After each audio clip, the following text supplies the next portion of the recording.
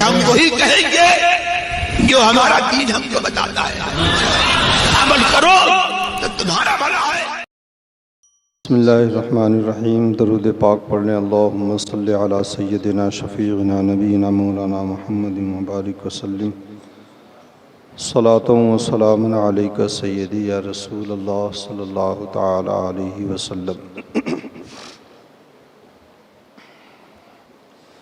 بسم اللہ الرحمن الرحیم۔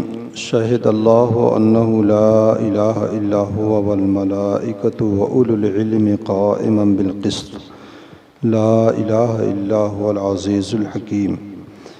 ان الدین عند اللہ الاسلام وما اختلف الذین اوتوا الکتاب الا من بعد ما جاءهم العلم بغیا بینہم ومن یکفر بآیات اللہ فإن اللہ سریع الحساب۔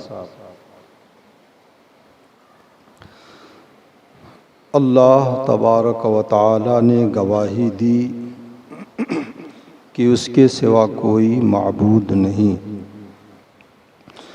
والملائکۃ اور فرشتوں نے، واولو العلم اور عالموں نے، قائما بالقسط انصاف کے ساتھ قائم ہو کر، لا الہ الا هو العزیز الحکیم، اس کے سوا کسی کی عبادت نہیں، وہ عزت والا حکمت والا ہے۔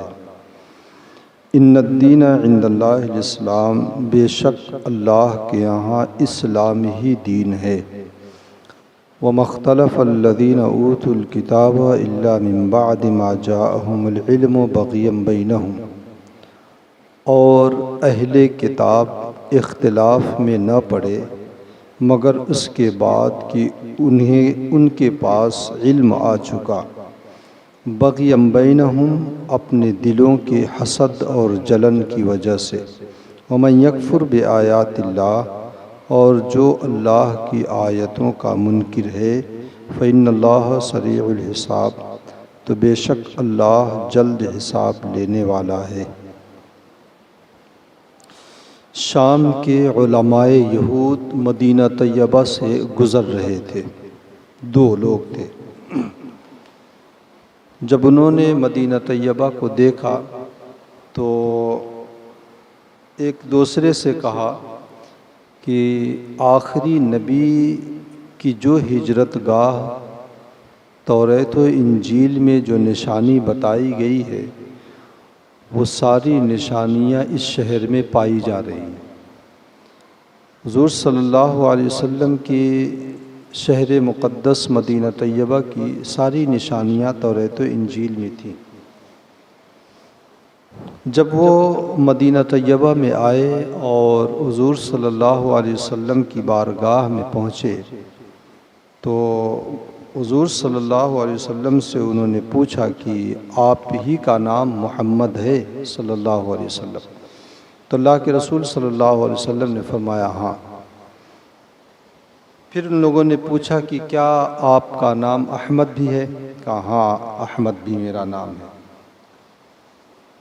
حضور صلی اللہ علیہ وسلم سے عرض کرنے لگے وہ لوگ کہ ہم کچھ سوال آپ سے کریں گے، اگر آپ نے ان سوالوں کا جواب صحیح دے دیا تو ہم ایمان لے کر کے آئیں گے۔ ان لوگوں نے نبی اکرم صلی اللہ علیہ وسلم سے پوچھا کہ کتاب اللہ میں، اللہ کی کتاب میں سب سے بڑی گواہی کیا ہے؟ تو اس وقت یہ آیت کریمہ نازل ہوئی، شہد اللہ انہ لا الہ الا هو والملائکۃ واولو العلم وقائما بالقسط، کہ اللہ تبارک و تعالی نے گواہی دی کہ اللہ کے علاوہ کوئی معبود نہیں، اور فرشتوں نے اور علماء نے۔ تو جب اللہ کے رسول صلی اللہ علیہ وسلم نے بتایا کہ سب سے بڑی گواہی یہی ہے، اللہ تبارک و تعالی کی وحدانیت پر خود رب کائنات نے گواہی دی ہے، اور اس کے ساتھ فرشتوں نے اور علماء نے، تو اسے سن کر وہ لوگ مسلمان ہوں گے۔ اس کا مطلب یہ کہ توریت و انجیل میں بھی اس آیت کریمہ کا ذکر ہے، تبھی تو وہ لوگ پہچان گئے کہ ہاں جواب بالکل درست ہے، اور وہ مسلمان ہوں گے۔ اب ذرا قسمت دیکھیں، آ رہے تھے شام سے، جا رہے تھے کہیں اور، راستے میں مدینہ طیبہ پڑ گیا، بارگاہ رسالت میں آئے، ایمان بھی مل گیا، صحابیت بھی مل گئی۔ اسے کہتے ہیں قسمت، اسے کہتے ہیں اللہ تبارک و تعالیٰ کی عنایت اور رحمت۔ اور مدینہ طیبہ ہی میں رہنے والے منافقین اور یہودی صبح و شام حضور صلی اللہ علیہ وسلم کو دیکھتے تھے، پہچانتے تھے، معجزات دیکھتے تھے، مگر پھر بھی ایمان نہیں لے کر کے آ سکتے۔ مکے میں دیکھیں، وہ ڈاکٹر اقبال نے کتنی اچھی بات کہی ہے کہ حسن ز بصرہ بلال از حبش صہیب ز روم، کہ حضرت حسن بصری سے آ گئے، مسلمان ہوئے، حضرت بلال حبشہ سے آ گئے، حضرت صہیب رومی روم سے چل کے آ گئے، زخاک مکہ ابو جہل اینچے بوجا جبیست۔ اور خود جہاں سرور کائنات صلی اللہ علیہ وسلم کی ولادت ہوئی، وہاں کے لوگوں نے بچپنا دیکھا، جوانی دیکھی، آپ کو صادق و امین کہا، حضور صلی اللہ علیہ وسلم کی جو ہے سچائی، امانتداری، دیانتداری کی وہ گواہی دیا کرتے تھے۔ لیکن جب اللہ کے رسول نے اعلان نبوت فرمایا تو دشمن بن گئے۔ وہاں کے رہنے والے جو ہے خود مسلمان نہ ہو سکے۔ تو اللہ تبارک و تعالیٰ جسے چاہتا ہے ہدایت دیتا ہے، اور جسے چاہتا ہے اللہ تبارک و تعالیٰ گمراہ کر دیتا ہے۔ یضل بہ کثیرا ویہدی بہ کثیرا۔ انہی آیات کے ذریعے، معجزات کے ذریعے یا قرآنی آیات کے ذریعے اللہ تعالیٰ بہتوں کو گمراہ کر دیتا ہے، بہتوں کو ہدایت دے دیتا ہے۔ یہ اس وقت آیت کریمہ نازل ہوئی۔ اس کے بعد دوسری جو آیت کریمہ ان الدین عند اللہ الاسلام، یہودیوں نے اپنے مذہب کا نام، اپنے دین کا نام یہودی رکھ لیا، یہودیت بنا لیا۔ نصرانیوں نے اپنے مذہب کا نام جو ہے نصرانیت بنا لیا، اور وہ سب یہ دعویٰ کرتے تھے کہ ہمارا دین سچا ہے، ہمارا دین سچا ہے۔ تو اس وقت جو ہے یہ آیت کریمہ نازل ہوئی کہ ان الدین عند اللہ الاسلام، دین تو اللہ کے نزدیک صرف اسلام، اور وہ اسلام جو نبی رحمت صلی اللہ علیہ وسلم لے کر کے آئے تھے۔ اللہ رب العزت نے فرمایا شہد اللہ انہ لا الہ الا ہو، اللہ تبارک و تعالی نے گواہی دی کہ اس کے سوا کوئی معبود نہیں۔ اللہ تبارک و تعالی اپنی وحدانیت پر خود اپنی گواہی دے رہا ہے۔ یہ گواہی ایسے ہی ہے کہ جیسے کوئی آدمی کسی چیز کی تصدیق کرتا ہوا خبر دے دے یا سچی خبر دے دے، تو ویسے ہی اللہ تبارک و تعالی نے سچی خبر دیا ہے کہ اللہ رب العزت۔ علماء میں بہت سے ایسے بھی لوگ ہیں جو دین بیچ دیتے ہیں، تو مطلب وہ علماء مراد نہیں، حق پرست علماء مراد ہیں۔ اس آیت کریمہ سے ایک فائدہ یہ سامنے آیا کہ اللہ تبارک و تعالی نے کتاب اللہ میں جو سب سے بڑی گواہی رکھی ہے وہ اپنی الوہیت اور اپنی وحدانیت کی گواہی، اور اس میں سب سے پہلے اس نے اپنی ذات کا ذکر کیا، شہد اللہ، اور دوسرے نمبر پہ فرشتوں کا ذکر کیا، اور تیسرے نمبر پہ اور مخلوق میں سے اگر کسی کا ذکر کیا تو وہ اہل علم کا ذکر کیا ہے، علماء کا ذکر کیا ہے۔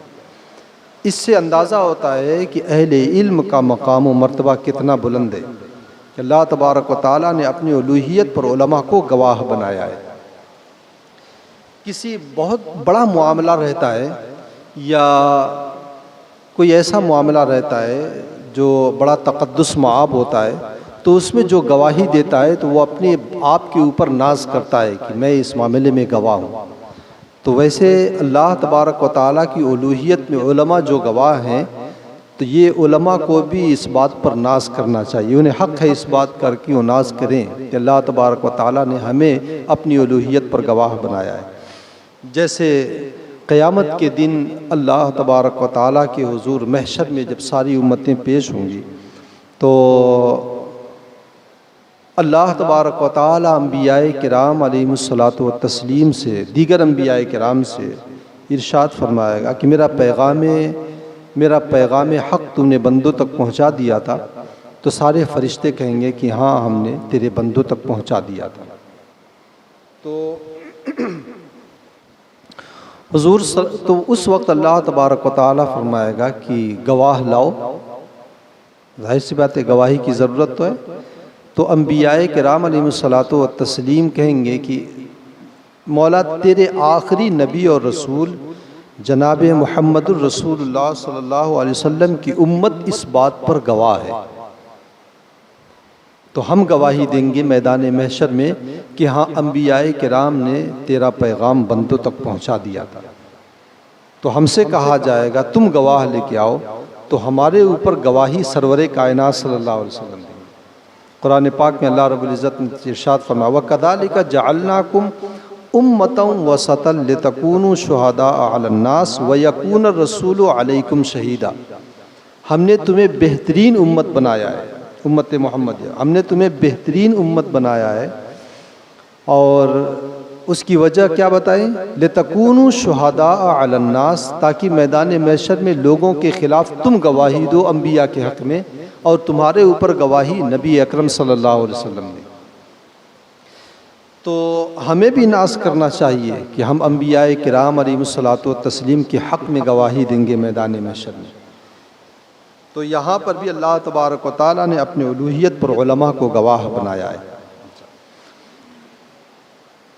قائمًا بالقسط، اور یہ گواہی جو ہے ایسا نہیں ہے کہ گواہی یوں ہی دے دی گئی ہے، نہیں، قائمًا بالقسط، انصاف کے ساتھ قائم ہو کر کے یہ گواہی دی گئی۔ اللہ تبارک و تعالیٰ کی گواہی کا مطلب ہے کہ اللہ نے بتایا سچی خبر کے ذریعہ کہ اللہ کے علاوہ کوئی معبود نہیں۔ فرشتوں کی گواہی کا مطلب یہ ہے کہ فرشتوں نے وہ خبر انبیاء کرام علیہم الصلاۃ والتسلیم تک پہنچائی وحی کے ذریعہ، اور علماء کی گواہی کا مطلب یہ ہے کہ علماء نے قرآن اور حدیث کے ذریعہ اللہ تبارک و تعالیٰ کے وحدانیت، اس کی الوہیت کو دلائل و براہین کے ذریعہ ثابت فرمایا۔ لا الہ الا هو العزیز الحکیم، اس کے سوا کسی کی عبادت نہیں، وہ عزت والا، حکمت والا ہے۔ ان الدین عند اللہ الاسلام، دین اللہ تبارک و تعالیٰ کے ہاں اسلام ہی ہے، اور اس کے علاوہ کوئی اور دین اللہ رب العزت کے ہاں نہیں ہے۔ سورہ آل عمران میں اللہ تبارک و تعالیٰ نے فرمایا ہے، اسی سورہ میں، یہ آل عمران ہی چل رہی ہے، اسی سورہ میں آگے چل کے اللہ تبارک و تعالیٰ نے فرمایا ہے کہ جو اسلام کے علاوہ کوئی اور دین تلاش کرنا چاہے تو اللہ تبارک و تعالیٰ اسے گمراہ کر دے گا۔ تو اسلام ہی ایک سچا مذہب اور سچا دین ہے، اس کے علاوہ کوئی اور دین معتبر نہیں۔ یہودیت، نصرانیت یا اور جو دوسرے مذاہب یا ادیان تھے حضور کے آنے سے پہلے، یہ اپنے اپنے زمانے میں ہدایت تھے، لیکن حضور صلی اللہ علیہ وسلم کے آنے کے بعد وہ سارے ادیان اور سابقہ ساری کتابیں منسوخ ہو گئیں۔ اب عمل صرف مذہب اسلام کے احکام پر ہوگا اور کتاب اللہ کے احکام پر۔ وَمَا اخْتَلَفَ الَّذِينَ أُوتُوا الْكِتَابَ إِلَّا مِن بَعْدِ مَا جَاءَهُمُ الْعِلْمُ بَغْيًا بَيْنَهُمْ، اور اہل کتاب سے مراد یہودی نصرانی، اہل کتاب نے اختلاف نہیں کیا مگر اس کے بعد کہ ان کے پاس علم آ چکا، اور یہ اختلاف انہوں نے کیوں کیا؟ بغیم بینہم، اپنے دلوں کے حسد اور جلن کی وجہ سے۔ یہودی اور نصرانی، ان سے بہتر کوئی پہچانتا ہی نہیں تھا حضور صلی اللہ علیہ وسلم کو۔ غالباً حضرت سعد رضی اللہ تعالیٰ عنہ کا واقعہ ہے، یہ یہودیوں سے کہا کرتے تھے کہ ارے بدبختوں، زمانے جاہلیت میں ہماری تمہاری جنگیں ہوتی تھیں تو تم ہار جاتے تھے تو کہتے تھے کہ نبی آخر الزماں آئیں گے، ہم ان کے اوپر ایمان لے کر کے آئیں گے اور ان کے ساتھ مل کر کے پھر تم سے جنگیں لڑیں گے اور تمہیں سبق سکھائیں گے۔ تو حضور آ گئے تو ہم تو ایمان لے کر کے آ گئے اور تم اپنے حسد اور جلن ہی میں پڑے رہ گئے۔ تو یہودی جو ایمان نہیں لے کر کے آئے ہیں وہ اپنی ذاتی اپنے حسد کی بنیاد پر۔ حسد بہت بری چیز ہے، یہ حسد آدمی کی نیکیوں کو بھی کھا جاتا ہے، اور نیکیاں تو دور کی بات ہے، کبھی کبھی ایمان کو بھی برباد کر دیتا ہے۔ دیکھیں یہاں ایمان سے محروم کر دیا یہودیوں کو حسد نے، ورنہ حضور صلی اللہ علیہ وسلم کی ایک ایک نشانی وہ جانتے تھے۔ نشانیاں اگر حضور صلی اللہ علیہ وسلم کی تورات و انجیل میں ذکر کی جائیں تو جو ہے نہ جانے کتنے دن لگ جائیں گے۔ حضرت صفیہ رضی اللہ تعالی عنہ حضور صلی اللہ علیہ وسلم کی زوجہ پاک ہیں۔ ان کا باپ ہے حیی بن احتب، اور ان کا چچا ہے یاسر بن احتب۔ جب حضور صلی اللہ علیہ وسلم مکے سے ہجرت کر کے مدینے میں آئے تو حضرت صفیہ اس وقت کہتی ہیں کہ میں بہت چھوٹی تھی، اور پورے گھرانے میں سب سے زیادہ میں عزیز تھی، ہر شخص مجھے چاہتا تھا، میں بہت چہیتی تھی۔ جب کوئی راز و نیاز کی باتیں ہوتی تھی تو کوئی بچہ اس محفل میں نہیں جاتا تھا، لیکن میں بلا روک ٹوک چلی جاتی تھی۔ تو کہتی ہیں کہ ایک مرتبہ جو ہے میرے باپ نے میرے چچا یاسر کو مدینہ میں بھیجا کہ جاؤ دیکھو مدینے میں کوئی شخص آیا ہے اور وہ اپنے آپ کو آخری نبی کہہ رہا ہے، جاؤ دیکھو، دیکھ کر کے آؤ نشانیاں وغیرہ پائی جاتی ہیں کہ نہیں۔ تو فرماتی ہیں کہ میرا چچا گیا مدینے میں، اور مدینے میں دیکھ کر کے آیا۔ جب آیا تو بہت میرے والد سے جب بتانے لگا تو میں وہیں پر موجود تھی۔ کہتے ہیں کہ میرے والد نے پوچھا کہ کیا یہ وہی ہے؟ کہا وہی ہے۔ کہا ساری نشانیاں پائی جا رہی؟ کہا ساری نشانیاں پائی جا رہی۔ کہا بالکل سچائی، بالکل سچی بات ہے۔ تو حضرت صفیہ کہتی ہیں میرے والد جو ہیں بہت غمگین ہو گئے اور سر جھکا کے بیٹھ گئے۔ تو میرے چچا یاسر نے کہا کہ اب کیا ارادہ ہے؟ تو حیی نے کہا، جو حضرت صفیہ کا باپ تھا، اس نے کہا کہ میں مرتے دم تک اس پر ایمان نہیں لے کر کے آؤں گا۔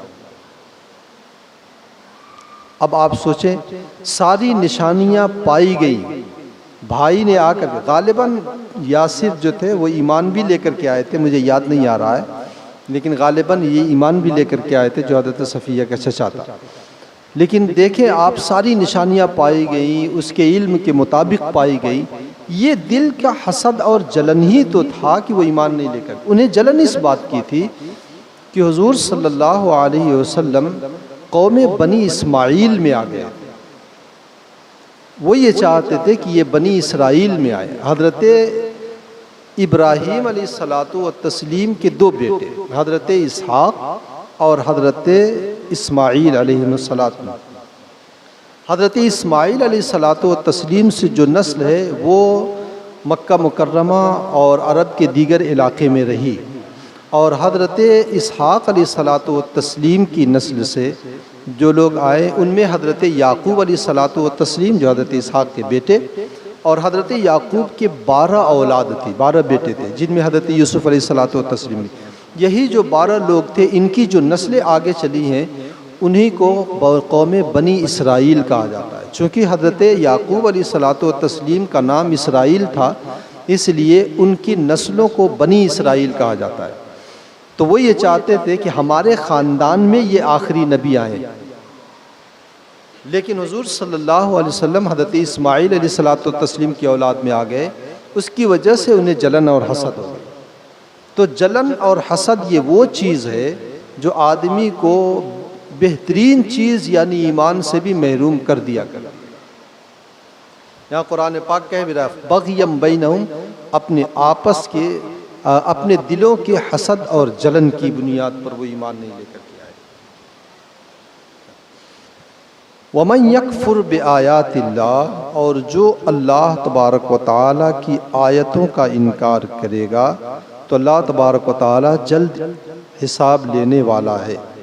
اللہ تبارک و تعالیٰ کی آیت سے مراد یہاں پر حضور صلی اللہ علیہ وسلم کی نشانیاں ہیں، کیونکہ ان لوگوں نے انکار حضور صلی اللہ علیہ وسلم کی ہی کا کیا ہے، اور حضور صلی اللہ علیہ وسلم کی ایک ایک نشانی جو توریت میں تھی، تو یا تو حضور صلی اللہ علیہ وسلم کے معجزات مراد ہیں، یا حضور صلی اللہ علیہ وسلم کی وہ نشانیاں جو توریت و انجیل میں تھیں۔ تو توریت و انجیل میں جو حضور کی نشانیاں تھیں وہ بھی سچی آیتیں ہیں، تو ان آیتوں کا بھی انکار ہوا، اس لیے اللہ رب العزت نے فرمایا جو اللہ کی آیتوں کا انکار کرے گا۔ تو اللہ تبارک و تعالیٰ کی ایک آیت، قرآن پاک کی ایک آیت کا بھی انکار کفر ہے، حضور صلی اللہ علیہ وسلم کا بھی انکار کفر ہے۔ اس آیت کریمہ سے کچھ فائدے ہیں۔ پہلا فائدہ تو یہ ہے کہ علماء کا مقام و مرتبہ اس سے پتہ چلتا ہے کہ علماء جو ہیں وہ بڑے بلند درجے کے مالک ہیں۔ دوسرا فائدہ کہ غیر مسلم کی کوئی بھی نیکی اللہ رب العزت کے یہاں مقبول نہیں ہے، ساری نیکیاں برباد ہیں۔ ایک غیر مسلم کی نیکی ایسے ہی ہے جیسے کہ کوئی مسلمان بغیر وضو کے نماز پڑھتا چلا جائے تو نماز ہی نہیں ہوگی، ویسے غیر مسلم بغیر ایمان لائے ہوئے نیکیاں اگر کرے تو وہ نیکیاں قبول نہیں۔ اس سے یہ پتہ چلا کہ آدمی کی نیکی اگر رب کی بارگاہ میں مقبول بھی ہوتی ہے تو وہ بھی حضور کے صدقے میں، وہ بھی حضور صلی اللہ علیہ وسلم کے صدقے میں، آپ کو مان لینے کے صدقے میں قبول ہوتی ہے۔ تیسرا فائدہ کہ کوئی فرشتہ بے دین نہیں ہے، فرشتے میں سے بے دین تو دور کی بات ہے، کوئی فرشتہ گنہگار بھی نہیں، فاسق و فاجر بھی نہیں۔ یہی وجہ ہے کہ اللہ تبارک و تعالیٰ نے انہیں اپنے الوہیت پر گواہ بنایا ہے۔ اور ایک فائدہ جو درمیان تفسیر میں نے بتایا ہے کہ حسد وہ بری بیماری ہے جو آدمی کی نیکیوں اور ایمان سے محروم کر دیتا ہے۔ حدیث پاک میں اللہ کے رسول صلی اللہ علیہ وسلم نے فرمایا بھی ہے کہ حسد نیکیوں کو ایسے کھا جاتا ہے جیسے آگ لکڑیوں کو فنا کر دیا کرتا ہے۔ ایک فائدہ اس یہ ہے کہ اسلام اور ایمان، ایک فائدہ یہ ہے کہ ہر سچا دین اسلام کہلاتا ہے۔ تو اس کا یہ مطلب نہیں ہے کہ اس زمانے میں ہر سچا دین ہر زمانے میں ایک ہی رہا ہے۔ اس زمانے میں حضور صلی اللہ علیہ وسلم کے آنے کے بعد جو سچا دین ہے وہ اسلام ہے۔ حضور صلی اللہ علیہ وسلم سے پہلے انبیاء کرام علیہ الصلوۃ والتسلیم کے زمانے میں جو دین بھی رہا اسے چاہے جس دین سے جس نام سے یاد کیا جاتا ہو لیکن وہ اسلامی ہی تھا، وہ تھا اسلام ہی۔ تو ہر زمانے میں جو سچا دین رہا وہ مذہب اسلام ہی رہا۔ اللہ تبارک و تعالی ہمیں اور آپ کو اپنی رحمتوں کے سائے میں رکھے۔ اللہم صلی علی سیدنا شفیعنا نبینا مولانا محمد مبارک وسلم، صلاۃ و سلام علیک سیدی یا رسول اللہ صلی اللہ علیہ وسلم۔ اللہم ربنا تقبل منا انکا انت السمیع العلیم وتب علینا انکا انت التواب الرحیم، وصلی اللہ تعالی علی خیر خلقہ ونور عرشہ وقاسم رزقہ محمد وعلی آلہ واصحابہ اجمعین برحمتک یا ارحم الراحمین۔